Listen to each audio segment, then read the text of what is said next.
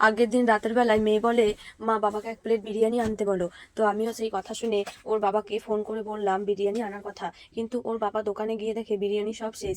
তাই সেই কথা শুনে মেয়ের ভারী মন খারাপ। তাই আমি বেশি দেরি না করে মেয়ের জন্য বিরিয়ানি বানাতে বসে পড়লাম। যেহেতু মেয়ে খেতে চেয়েছে তো বানাতে তো হবেই। তাই কথা না বাড়িয়ে প্রথমে বিরিয়ানির চাল সিদ্ধ করতে বসিয়ে দিলাম লবণ দিয়ে। আর একটু ফুটে এলে লবঙ্গ, দারচিনি, কয়েকটা গোটা গোলমরিচ দিয়ে দিলাম। এরপর ভাতটা হয়ে আসলে ঝরা দিয়ে দিলাম। অন্যদিকে একটা কড়াইয়ে তেল বসিয়ে হাফ সিদ্ধ করা আলুগুলোকে ভেজে নিলাম এবং বিরিয়ানির জন্য পরিমাণ মতো বেরেস্তা করে নিলাম।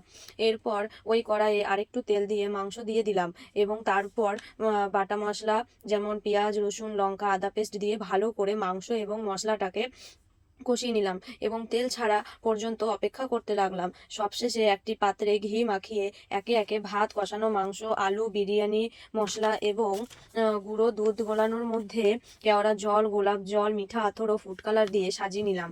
আমার এখানে 4টে স্টেপে সমাপ্ত হয়ে গেছে। তো আপনারা আপনাদের মতো স্টেপ ফলো করতে পারেন। এরপর সরাসরি যাতে আগুনের তাপটা না লাগে তার জন্য আমি এখানে একটা লোহার তাওয়ার ওপরে বিরিয়ানির পাত্রটা বসিয়েছি এবং ভেতরের বাতাস যাতে বাইরে আসতে না পারে তার জন্য একটা ঢাকনা দিয়ে উপরে কিছু ভারী জিনিস দিয়ে চাপা দিয়ে দিয়েছি, যেমন পুতো বা লোহার কিছু ভারী জিনিস। এছাড়াও আপনারা আটা মাখা দিতে পারেন। আমার এখানে সময় ছিল না বলে আমি আর দিতে পারিনি। অবশেষে 20 মিনিট দমে বসিয়ে বিরিয়ানি হয়ে আসলে মেয়ের পাতে স্যালাড ও চিকেন গ্রেভি দিয়ে গরম গরম বিরিয়ানি পরিবেশন করে দিলাম।